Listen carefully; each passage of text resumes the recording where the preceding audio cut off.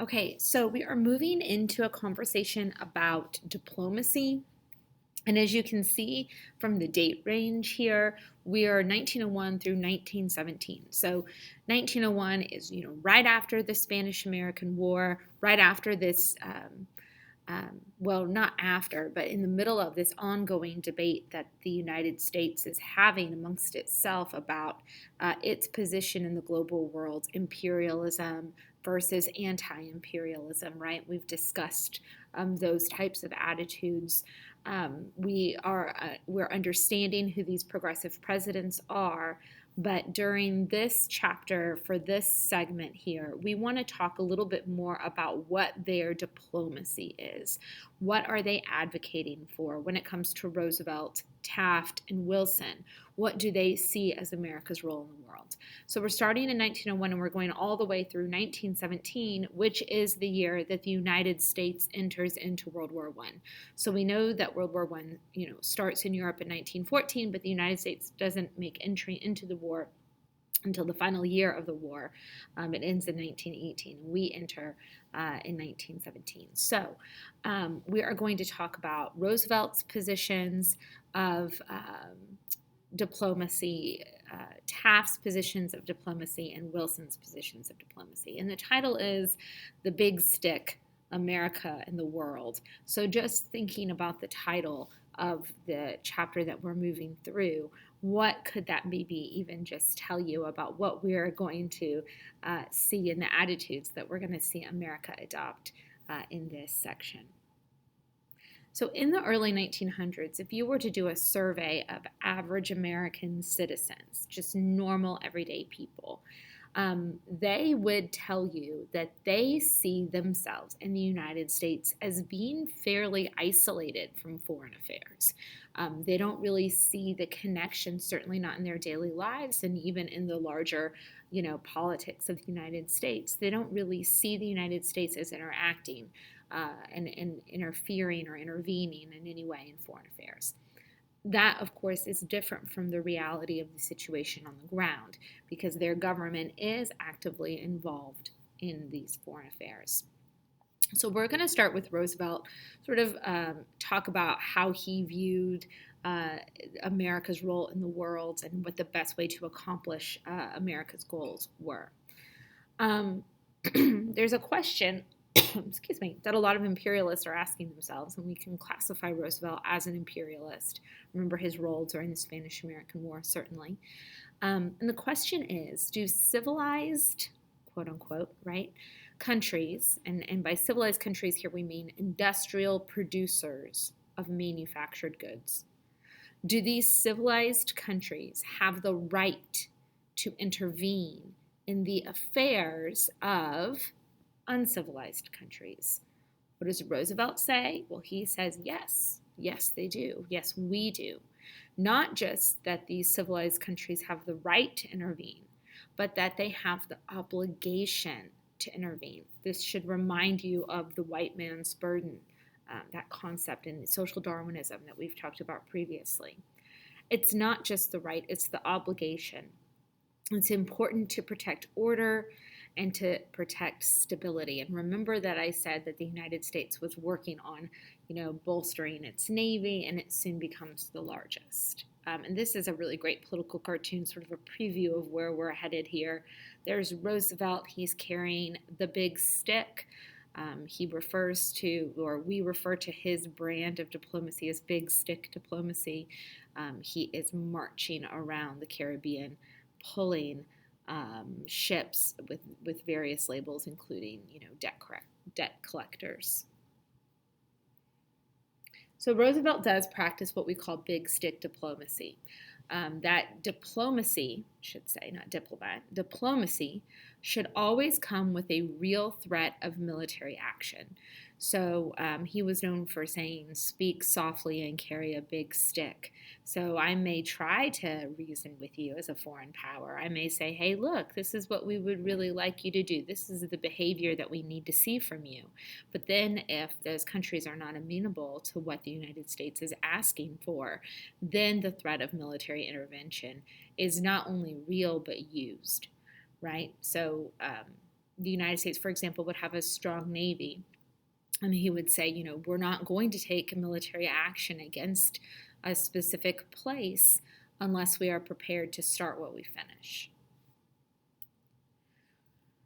An example of the use of big stick style diplomacy would be in the Russo-Japanese War. Roosevelt was able to successfully negotiate a peace agreement between those two warring nations in 1906, ensuring that the United States had continued access to East Asian markets. Being a force like this in the world only works, he would argue, and others like him, only works if the threat for non-compliance is real.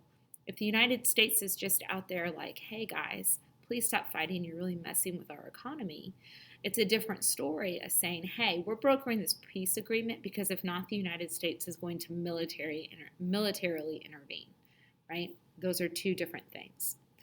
The U.S. Navy is the largest in the world by 1906. And between 1907 and 1909, it traveled the world in this really intense demonstration of power. In 1904, we see Roosevelt adopting what's known as the Roosevelt Corollary to the Monroe Doctrine. Remember that the Monroe Doctrine told Europe, stay out of our hemisphere, stay away from the nations that surround us. The Roosevelt Corollary to the Monroe Doctrine says that the United States has the right to and should intervene in Latin America in order to preserve stability. So it takes the Monroe Doctrine one step further. Whereas the Monroe Doctrine said, stay out of the hemisphere, the Roosevelt Corollary adds, or we will attack you. Again, that only works if we have the military strength to follow through on that threat. It will ultimately lead to multiple interventions. For example, there's a situation in the Dominican Republic where the Dominican Republic becomes indebted to many nations, including the United States. The United States will go in and oversee the debt collection process because there's a fear that other nations may use that as an excuse to intervene in the Dominican Republic, which is very close to the United States. The Panama Canal is yet another example of big stick diplomacy. Some backstory about the Panama Canals: that Panama had gained independence from Spain in 1821, but was not an independent nation. It was part of a larger nation called Gran Colombia. Panama had tried to gain independence from Colombia, but was unsuccessful. The territory that the Panama Canal is in, we'll look at a map shortly, but it is extremely strategically valuable. And, Roosevelt and the United States are not the first to think, hey, this would be a great spot for a canal. It had been under consideration for quite some time. The French will jump in first. They have recently completed the Suez Canal, so they have some experience there. But the construction of the Panama Canal is different. The climate is different. The nature of disease is different. And the United States, through a series of events, will end up taking control of the construction site. The United States wants more than just control of the construction site, though. We want control of the entire piece of land. We offer to buy it for Colombia. When that falls through, we end up backing Panamanian rebels, help them overthrow the Colombian government, and in exchange for that help, Panama, a newly independent nation, gives control of the Panama Canal Zone to the United States. We return the Panama Canal Zone to Panama in 1999. An agreement that's brokered actually by Jimmy Carter, and the actual Panama Canal will be completed in 1914. So again, we're trying conversation first, trying diplomacy first, and when that doesn't work, we don't hesitate to intervene militarily. Okay, so that is Roosevelt. Roosevelt is big stick diplomacy. Taft is different. So Taft comes after Roosevelt, remember, and Taft is known for what is called dollar diplomacy.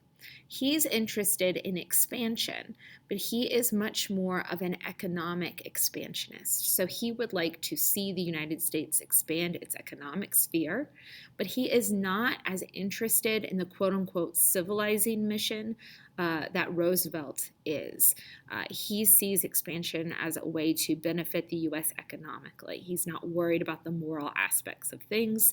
And so we start to see him heavily economically invest in the Caribbean, for example, using the U.S. economy to extend influence. I don't know what that word salad is right there, but it should say to extend influence.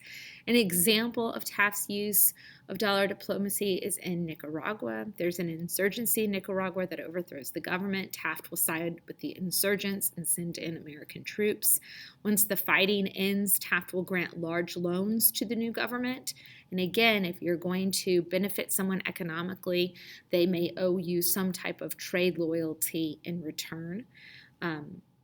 Because we're economically invested now, when that new government is threatened, we send in military troops, all in the name of protecting American business and American investments. Troops will end up staying in Nicaragua for a long time. But not unlike, big stick diplomacy, dollar diplomacy might seem like it would be better for the people in, for example, the Caribbean or Central and South America, but it fosters just as much resentment because it's still control, right? Military control, economic control, it's all still control. Woodrow Wilson is going to be the next president here in this line of progressive presidents to sort of put his own stamp on interventionist diplomacy. He is going to pull a lot from the big stick and dollar diplomacy that had come before him because he doesn't have really a coherent diplomatic policy when he comes to office, but he will become known for practicing moral diplomacy. So he will only support those groups or those countries that he felt had shared values or shared belief systems with the United States. He intervenes in the Dominican Republic, but it's seen as a continuation of prior intervention. He'll also continue intervention in Nicaragua.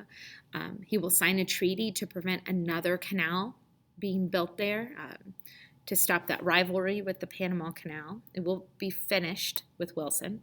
And in Haiti, he'll send troops in 1915 to prevent revolution. Those troops will stay in Haiti until 1934. So each president that we're seeing here is continuing to exert more and more influence in the world. Probably what Wilson is most known for is his intervention in Mexico. And there probably would have been a larger scale conflict with Mexico had it not been for the U.S.'s decision to enter into World War I. And that's going to bring the troops away from the Mexican border and engage them, of course, overseas in Europe. There had been a dictator, Porfirio Diaz, who had been in power for years, for decades in Mexico. And in 1910, he's overthrown by a man named Francisco Madero. He says he's democratic, that he's going to hold free and fair elections, that we're done with dictatorships. But he is hostile to, that should say big, not bog, big business interests in the United States. So Madero does not like how economically invested, remember dollar diplomacy, a lot of American companies had become in Mexico. Taft is eventually going to be the one who deals with, initially, I should say, going to be the one who deals with Madero. And he will encourage a rival leader, Victoriano Huerta, to overthrow Madero. It's a successful coup, but Huerta will end up killing Madero, and Wilson, the new president, will be horrified by that and say that's not how we do business, and this is a sign of that moral diplomacy, and he will refuse to formally recognize what he calls Huerta's government of butchers. So American troops will be stationed around and near Mexico for this entire episode. And there is a story about American sailors who leave their ship and go ashore in a town. They will end up being arrested by Huerta's men. They will be quickly released once it's realized who they are. But in response to this, Wilson will invade Mexico, occupy the town of Veracruz, killing both Mexicans and American soldiers. It will give cover to anti-Huerta forces, particularly a man named Carranza, who will launch a successful revolution against Huerta that will lead to increasing anti-American sentiment. When Carranza also disappoints Wilson with the values and ideals of his new government, Wilson will back a rebel leader named Pancho Villa. Pancho Villa quickly shows himself to be fairly anti-American, participating in border raids and making it clear to Wilson that he will not be promoting the type of government that Wilson is hoping for.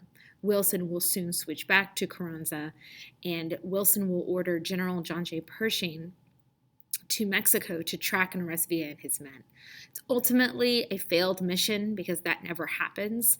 The American army does engage with Pancho Villa and his men, but will eventually be called away to deal with U.S. entries into World War I. John J. Pershing will be the leader of American doughboys or American forces in Europe during World War I. Eventually, Wilson will recognize Carranza's government.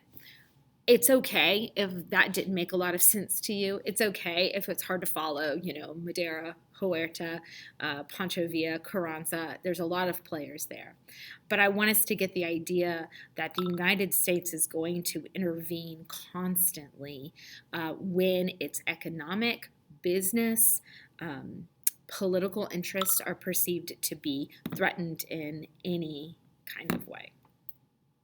All right, so we will resume our conversation when we're ready to get into World War I.